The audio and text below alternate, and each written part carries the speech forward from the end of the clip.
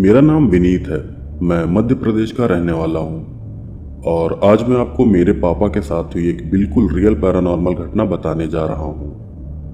दरअसल मेरे पापा एक पुलिस इंस्पेक्टर हैं और जिस समय ये घटना उनके साथ हुई थी उस समय उनकी पोस्टिंग मध्य प्रदेश के एक नए जिले में हुई थी। जिस जिले में पापा की पोस्टिंग हुई थी उस जिले के अंदर से एक हाईवे भी निकलता था। जिस समय पापा की पोस्टिंग उस जिले में हुई थी उस समय ठंड का मौसम चल रहा था। फिर ड्यूटी ज्वाइन करते ही पापा को उस जिले में आने वाले हाईवे से कई एक्सीडेंट की कंप्लेन आने लगी। पहले मेरे पापा को लगा कि ठंड का मौसम चल रहा है इसलिए शायद कोहरे की वजह से ये सब एक्सीडेंट हो रहे हैं, इसलिए उन्होंने इन एक्सीडेंट पर ज़्यादा ध्यान नहीं दिया। लेकिन जब गर्मी का मौसम आया तब भी उस हाईवे पर होने वाले एक्सीडेंट कम नहीं हुए। हालांकि उस हाईवे पर होने वाले एक्सीडेंट ज़्यादा बड़े नहीं होते थे और उन एक्सीडेंट में किसी की जान भी नहीं जाती थी, लेकिन तब भी मेरे पापा के मन में ये बात आई कि आखिर उस हाईवे पर इतने ज़्यादा एक्सीडेंट हो क्यों रहे हैं। इसके बाद पापा ने हाईवे पर हो रहे उन एक्सीडेंट के ऊपर इन्वेस्टिगेशन शुरू कर दी। इन्वेस्टिगेशन में पापा को पता चला कि उस हाईवे के 200 मीटर के दायरे में ही ये सभी एक्सीडेंट हो रहे हैं। हाईवे का वो हिस्सा बिल्कुल सीधा जाता था और वहां पर ऐसी कोई गड़बड़ नहीं थी जिसकी वजह से उस जगह पर इतने ज़्यादा एक्सीडेंट होते। फिर इन्वेस्टिगेशन के दौरान ही पापा को एक और बहुत ही अजीब बात पता चली। बात ये थी कि उस जगह पर सिर्फ ट्रक का ही एक्सीडेंट हो रहा था। वहां से गुजरने वाली बाकी गाड़ियों जैसे कि जीप, कार, यहाँ तक कि बस के साथ भी उस जगह पर कोई भी एक्सीडेंट नहीं होता था। इसके अलावा उन सभी एक्सीडेंट की टाइमिंग भी लगभग एक ही होती थी। उस जगह पर सारे एक्सीडेंट रात के 12 बजे से लेकर 3 बजे के बीच ही होते थे। इन सभी बातों को जानकर मेरे पापा बहुत ज़्यादा हैरान रह गए थे। उन्हें समझ नहीं आ रहा था कि आखिर ऐसा कैसे हो सकता है। फिर इन एक्सीडेंट के बारे में और अच्छे से जांच पड़ताल करने के लिए पापा ने उस एक्सीडेंट वाली जगह के पास कुछ पुलिस वालों की ड्यूटी लगा दी। वो पुलिस वाले हाईवे के 200 मीटर के उस हिस्से पर नजर रखे हुए थे। फिर पहली रात को 2 बजे वहां से गुजर रहा एक ट्रक डिसबैलेंस होकर सड़क के किनारे जाकर खड़ा हो गया। वो ट्रक एक झटके से सड़क किनारे जाकर खड़ा हुआ था। फिर पुलिस वालों ने उस ट्रक के ड्राइवर से पूछा कि क्या हुआ, तुम्हारा ट्रक इस तरह से डिसबैलेंस कैसे हो गया। तब पुलिस वालों की बात का जवाब देते हुए ट्रक ड्राइवर ने कहा कि साहब, मैं तो बिल्कुल सही से अपना ट्रक चलाते हुए जा रहा था, पर पता नहीं कहां से अचानक ही 16-17 साल की कई लड़कियां साइकिल चलाते हुए एकदम से ट्रक के बिल्कुल आगे आ गईं। उन लड़कियों को बचाने के चक्कर में मुझे झटके से ब्रेक लगानी पड़ी और इसी वजह से ट्रक डिसबैलेंस हो गया। ट्रक ड्राइवर की इस बात पर पुलिस वालों ने कहा कि इस समय रात के 2 बज रहे हैं, इतनी रात को कौन लड़की साइकिल लेकर हाईवे पर निकलेगी, और वैसे भी ट्रक को अचानक से रुकते हुए हमने खुद देखा था, हमें तो तुम्हारे ट्रक के आगे कोई लड़की या साइकिल दिखाई नहीं दी। पुलिस वालों ने ट्रक ड्राइवर की बात पर विश्वास नहीं किया, जबकि ट्रक ड्राइवर बार बार कहता रहा कि उसने सच में ट्रक के आगे कुछ लड़कियों को साइकिल चलाते हुए देखा था। खैर, फिर पुलिस वालों ने वार्निंग देकर उस ट्रक ड्राइवर को वहां से जाने दिया। पुलिस वालों ने इस घटना के बारे में मेरे पापा को भी बताया था और मेरे पापा को लगा था कि वो ट्रक ड्राइवर झूठ बोल रहा है और उसे ट्रक के आगे कोई लड़की नहीं दिखी थी, वो बस पुलिस से बचने के लिए बातें बना रहा था। इसके बाद कुछ ऐसी घटना हुई जो बिल्कुल हैरान कर देने वाली थी। दरअसल उसी जगह पर 4 दिन के अंदर इसी तरह के 6 और एक्सीडेंट हुए और हर एक्सीडेंट के बाद सभी ट्रक ड्राइवर यही कहते थे कि उनके ट्रक के आगे अचानक से साइकिल चलाती हुई कुछ लड़कियां आ गई थीं, जिसकी वजह से उनको झटके से ब्रेक लगाना पड़ा। उस जगह पर ट्रक के डिसबैलेंस होने के बाद हर ट्रक ड्राइवर एक ही बात बताता था। ये बात नॉर्मल नहीं थी। पापा को समझ नहीं आ रहा था कि आखिर ये सब हो क्या रहा है, क्योंकि ट्रक ड्राइवर हादसे के बाद साइकिल चलाती हुई लड़कियों के बारे में बताते थे, जबकि वहां ड्यूटी कर रहे पुलिस वालों को उस जगह पर कोई भी लड़की नहीं दिखती थी। और सबसे ज्यादा हैरानी की बात तो ये थी कि वहां पर सिर्फ ट्रक वालों के साथ ही इस तरह के हादसे हो रहे थे। फिर इस बात की सच्चाई का पता लगाने के लिए मेरे पापा ने रात को 12 बजे से लेकर 3 बजे तक खुद उस जगह पर ड्यूटी देना शुरू कर दिया। हाईवे के उस हिस्से में हो रहे हादसों की असली वजह पता लगाने के लिए मेरे पापा ने एक तरकीब सोची थी। अब पापा खुद रात को उस हाईवे पर ड्यूटी देने लगे थे। मेरे पापा उस हाईवे से गुजरने वाले ट्रक में ही बैठ जाते थे। ट्रक में बैठकर पापा हाईवे के उस 200 मीटर के हिस्से को पार करते थे जहां पर एक्सीडेंट होते थे, और उस हिस्से को पार करने के बाद पापा ट्रक से उतर जाते थे।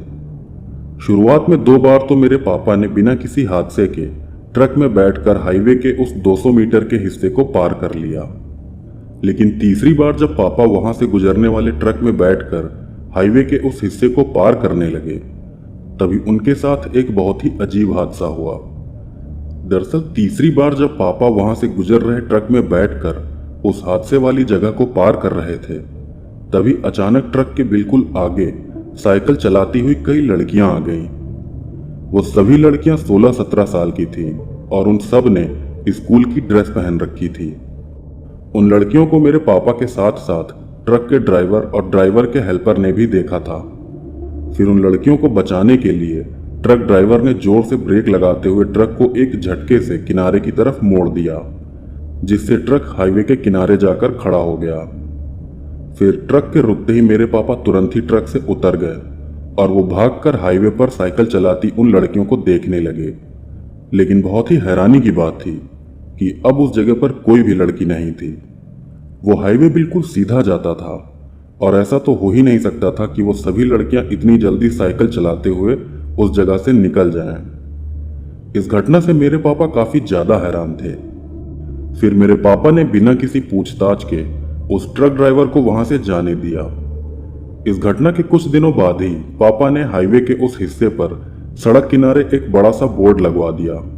उस बोर्ड पर लिखा था कि ये एक दुर्घटना बाहुल्य क्षेत्र है, इसलिए कृपया गाड़ी ध्यान से चलाएं।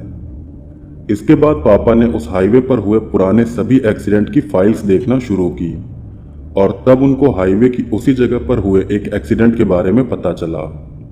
वो एक्सीडेंट वहां पर कई साल पहले हुआ था।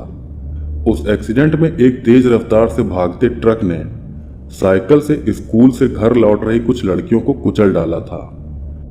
इस एक्सीडेंट के बारे में पता चलते ही मेरे पापा समझ गए कि उस हाईवे पर एक्सीडेंट में मारी गई उन्हीं लड़कियों की आत्माएं भटक रही हैं और ये आत्माएं सिर्फ ट्रक वालों को ही दिखाई देती हैं। मेरे पापा भूत प्रेतों पर विश्वास नहीं करते थे, लेकिन इस हादसे के बाद मेरे पापा भी मानने लगे हैं कि इस दुनिया में इंसानों के साथ साथ आत्माएं भी रहती हैं। ये पूरी घटना मुझे मेरे पापा ने ही बताई थी और मेरे पापा झूठ नहीं बोलते, इसीलिए उनकी बात पर मुझे पूरा यकीन है।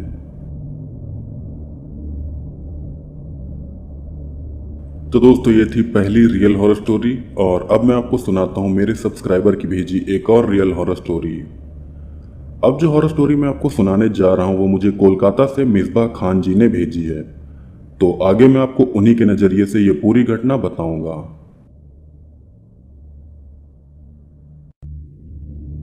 मेरा नाम मिसबा खान है, मैं कोलकाता का रहने वाला हूँ और आज मैं आपको मेरी नानी के साथ हुई एक बिल्कुल सच्ची पैरानॉर्मल घटना बताने जा रहा हूँ।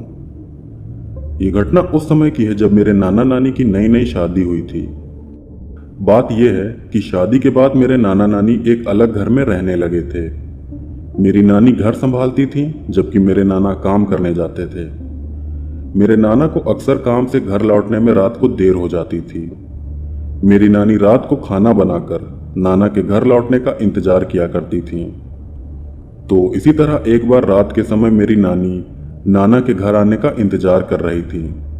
तभी नाना का इंतजार करते करते नानी को नींद आ गई और वो सो गईं। फिर कुछ देर बाद ही नाना भी घर आ गए।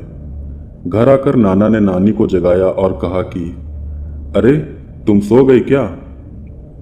नाना के जगाने से नानी उठ गईं। फिर नाना को घर आया देखकर नानी ने कहा कि आप हाथ मुंह धो लीजिए, मैं खाना लगा देती हूँ। इसके बाद मेरे नाना हाथ मुंह धोने के लिए बाथरूम की तरफ चले गए, जबकि मेरी नानी खाना निकालने के लिए किचन चली गई। फिर थोड़ी ही देर में नानी ने नाना के लिए खाना लगा दिया, लेकिन काफी देर होने के बाद भी जब नाना बाथरूम से बाहर नहीं निकले तब नानी को यह बात काफी अजीब लगी। फिर नानी नाना को देखने के लिए बाथरूम में गईं, लेकिन बहुत ही हैरानी की बात थी कि बाथरूम में नाना नहीं थे। फिर नानी ने पूरे घर में नाना को ढूंढा, लेकिन नानी को नाना कहीं भी नहीं मिले। इस बात से नानी बहुत हैरान रह गई। फिर नानी अपने कमरे में जाकर बैठ गई। इसके आधे घंटे बाद मेरे नाना फिर से घर आ गए। नाना को देखकर मेरी नानी बिल्कुल हैरान रह गई। नानी को हैरान देखकर नाना ने कहा कि क्या हुआ, तुम इतना हैरान क्यों हो? तब नाना की बात पर नानी ने कहा कि अरे आप कहाँ चले गए थे? मैंने आपके लिए खाना निकाल के रखा था। आप हाथ मुंह धोने गए थे, लेकिन उसके बाद आप पता नहीं कहाँ चले गए। तब नाना ने कहा कि तुमने मेरे लिए खाना क्यों निकाला? मैं तो अभी आया हूँ। नाना की ये बात सुनकर नानी बिल्कुल चौंक गई। फिर नानी ने कहा कि अगर आप अभी आए हैं तो आपके जैसा दिखने वाला वो कौन था जो आधे घंटे पहले यहाँ आया था? नानी की ये बात सुनकर नाना बिल्कुल चुप हो गए। फिर कुछ देर बाद नाना ने कहा कि अरे ये सब छोड़ो, तुम मेरे लिए खाना लगाओ, बाकी बातें कल करी जाएंगी। मेरे नाना ने कुछ सोचकर वो बात यहीं पर ख़त्म कर दी। इसके बाद नाना नानी खाना खाकर सो गए। फिर अगली सुबह नाना ने नानी से कहा कि जिस घर में हम लोग रह रहे हैं, पहले इस जगह पर जंगल हुआ करता था और कई लोगों का मानना है कि उस जंगल में कई जिन भी रहते थे, और मुझे लगता है कि कल कोई जिन ही मेरी शक्ल बनाकर तुम्हारे सामने आया था। ये बात सुनकर मेरी नानी बहुत डर गई। तब मेरे नाना ने नानी से कहा कि डरो नहीं, ये जिन हमें नुकसान नहीं पहुंचाएंगे, क्योंकि अगर ये जिन हमें नुकसान पहुंचाना चाहते तो कब का हमारे साथ कुछ बुरा कर चुके होते। और वैसे भी मैंने खुद कई बार रात के समय एक आदमी को हमारे घर की दीवारों से आते जाते देखा है। ये चीज़ें हमें नुकसान नहीं पहुंचाती हैं, लेकिन हमको भी ध्यान रखना होगा कि हम कभी भी इनको परेशान ना करें। इस घटना के बाद भी कई बार मेरे नाना नानी ने उस जिन को अपने घर में देखा था। वो जिन कभी भी नाना नानी को नुकसान नहीं पहुंचाता था, लेकिन फिर भी कुछ सालों बाद मेरे नाना ने वो घर छोड़ दिया।